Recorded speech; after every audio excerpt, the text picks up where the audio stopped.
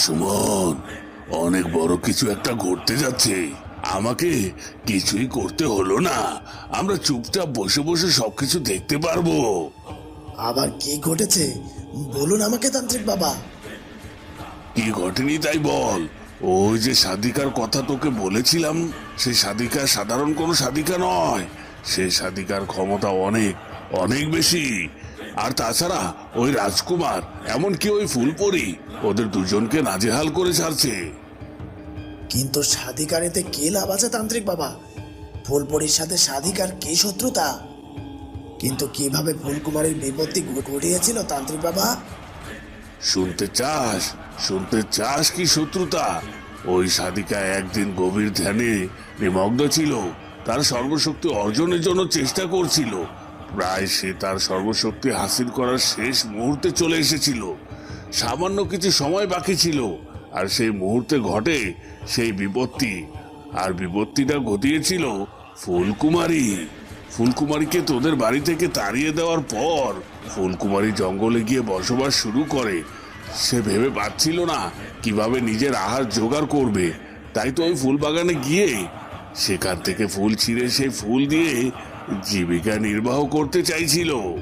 অপরাধ ছিল ফুলকুমারীর। ফুলগুলো ছিঁড়তে ছিঁড়তে ওই ফুল বাগানের মধ্যে একটি কালো ফুল ফুটেছিল। সেই কালো ফুলটিকেও ছিঁড়ে ফেলেছিল। আর ওই কালো ফুলটি ছিল ওই সাধিকার শক্তি অর্জনের শেষ অস্ত্র। সে তার জাদুর শক্তি সবটাই কালো ফুলের মধ্যে আবদ্ধ করে রেখেছিল। আর তার সাধনা শেষ হলে সেই কালো ফুলটি আপনা আপনি ওই সাধিকার শরীরে প্রতিস্থাপিত হতো। আর এই সাধিকা হয়ে যেত সর্বশক্তিমান সাধিকা। আর সাধিকা তো ওই ফুলকুমারীর উপর আক্রমণ করতে চেয়েছিল, কিন্তু তার আগে ওই ফুলপরি ফুলকুমারীকে একটি ফুলে পরিণত করে দেয়, যার কারণে কিছুই করতে পারেনি।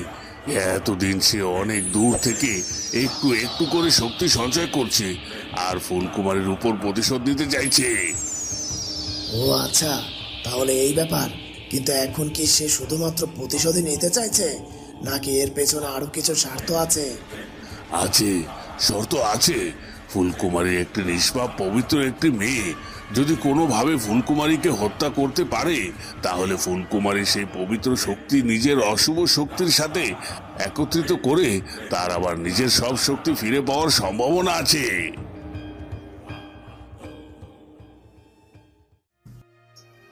মহারাজ, কি ঘটেছে কিছুই বুঝতে পারছি না। দাসীর কথা শুনে তো আমার বড্ড চিন্তা হচ্ছে। আপনি কিছু একটা ব্যবস্থা করুন।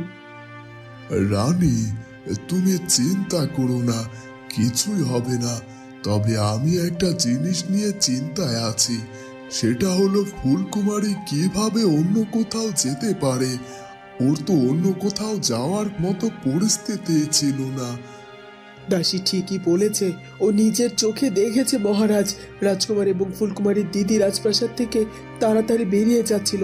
আর তারপর পরই সে রাজকুমারীর কক্ষে যায়, আর সেখানে গিয়ে ফুলকুমারীকে কোথাও দেখতে পায় না।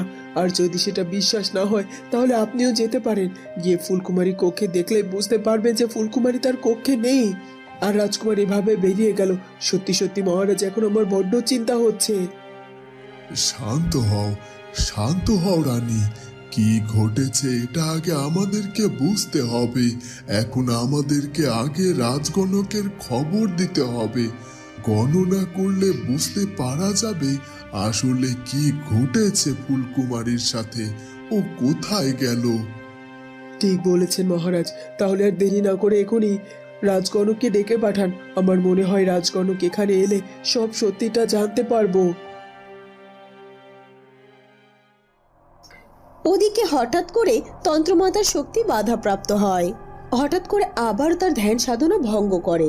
সে বুঝতে পারে হঠাৎ করে তার শক্তি বাধাপ্রাপ্ত হচ্ছে। এটা কি হচ্ছে? আমার শক্তি এভাবে বাধাপ্রাপ্ত হচ্ছে কেন? কে কে আমার শক্তির উপর পুনরায় শক্তি প্রয়োগ করলো? এমনটা তো হওয়ার কথা নয়, কারণ এই ফুলপরীকে তো আমি আগে থেকে আটকে দিয়েছি। ও কোনোভাবেই ফুলকুমারীর উপর শক্তি প্রয়োগ করতে পারবে না, কারণ আমার জাদু কালো ধোঁয়া দিয়ে ওর চারপাশটাকে এমনভাবে আবদ্ধ করে ফেলেছি যে ও চাইলেই দূরবর্তী কোনো জায়গায় ওর শক্তি প্রয়োগ করতে পারবে না। আর তাছাড়া ও তো এটাও জানে না যে ফুলকুমারী এখন কোথায় আছে, তাহলে কি করেই বা ও শক্তি প্রয়োগ করার চেষ্টা করতে যাবে। আর তাছাড়া আমার কালো শক্তির কালো ধোয়া তো ওকে ওকে কঠিন নাজেহাল করে ছাড়ছে। ওরা তো কোনোভাবেই ওই কালো ধোয়া থেকে মুক্ত হতে পারবে না সহজে। তাহলে কে কে ফুলকুমারীর উপর শক্তি প্রয়োগ করলো?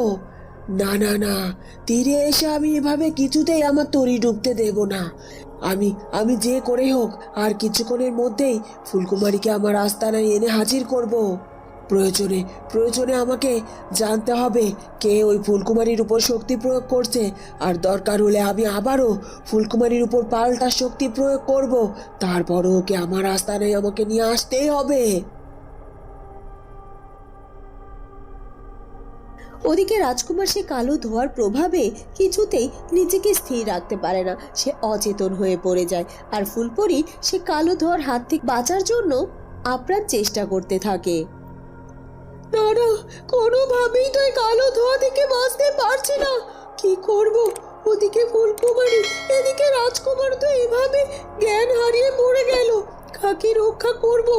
না না না, দুজনকে আমাকে রক্ষা করতে হবে। রাজকুমারের জীবন এখন সংশয়, ফুলকুমারীও জীবন মৃত্যুর সঙ্গে পাঞ্জা লড়ছে। আর তাছাড়া এই কালো ধোঁয়া তো কিছুতেই এখান থেকে আমাদের এগোতে দিচ্ছে না। না না, যে কোনোভাবে এখান থেকে আমাদেরকে বের হতে হবে। এই কালো ধোঁয়াকে প্রতিহত করতেই হবে। এরপর পরি অনেক চেষ্টার পর তার শক্তি প্রয়োগ করে। অবশেষে সে তার শক্তি প্রয়োগ করে কালো ধোঁয়াটিকে অদৃশ্য করে দেয়। এই কালো ধোঁয়া অদৃশ্য হয়ে গেছে। এখন আর কোনোভাবেই এখানে অপেক্ষা করা যাবে না। রাজকুমারীর চেতনা ফিরিয়ে আনতে হবে, আর এখান থেকে আমাদেরকে যেতে হবে। কিন্তু তার আগে আমাকে জানতে হবে যে ফুলকুমারী এখন কোথায় অবস্থান করছে।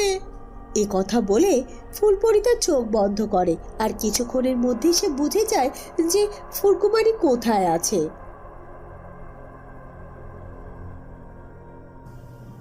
এই তো আমি জানতে পেরেছি ফুলকুমারীর খবর। ও কোথায় আছে? এক্ষুনি যেতে হবে রাজকুমারকে সাথে করে। এরপর ফুলপরি রাজকুমারের উপর তার শক্তি প্রয়োগ করে মুহূর্তের মধ্যেই রাজকুমারের চেতনা ফিরিয়ে আনে। রাজকুমার, উঠে আসুন তাড়াতাড়ি। এক্ষুনি আমাদের এই জায়গাটি পরিত্যাগ করতে হবে। আর তাছাড়া আমি এক্ষুনি জানতে পেরেছি যে ফুলকুমারী কোথায় আছে, তার কাছে আমাদের যেতে হবে। সত্যি বলছেন? আপনি ফুলকুমারী কোথায় আছে সেটা জানতে পেরেছেন? তাহলে তাড়াতাড়ি চলুন, আর দেরি করবেন না। এ কথা বলে রাজকুমার আর ফুলপরি তাড়াতাড়ি করে রওনা দেয় আর চলতে থাকে। আর একটি গুহার কাছেও তারা পৌঁছে যায়। তারা আর একটু দেরি না করে সেই গুহার মধ্যে গিয়ে হাজির হয়। সেখানে গিয়েই তারা দেখতে পায় ফুলকুমারী সেখানে অচেতন হয়ে শুয়ে আছে, আর তার চারপাশে কালো ধোঁয়া ছড়িয়ে আছে। ওই তো আমার ফুলকুমারী। এই কি অবস্থা হয়েছে আমার ফুলকুমারীর! ওর পাশে এভাবে কালো ধোঁয়া কেন? ফুলকুমারী, তোমার রাজকুমার তোমার কাছে চলে এসেছে। আর কোনো ভয় নেই তোমার ফুলকুমারী। বন্ধুরা, কি হতে চলেছে এরপর সেটা জানবো আমরা ফুলকুমারী গল্পের পরবর্তী পর্বে। আর আমাদের আজকের পর্বটি ভালো লাগলে অবশ্যই আমাদের চ্যানেলটিকে সাবস্ক্রাইব করে দিও। দেখা হবে নতুন পর্বে। ধন্যবাদ।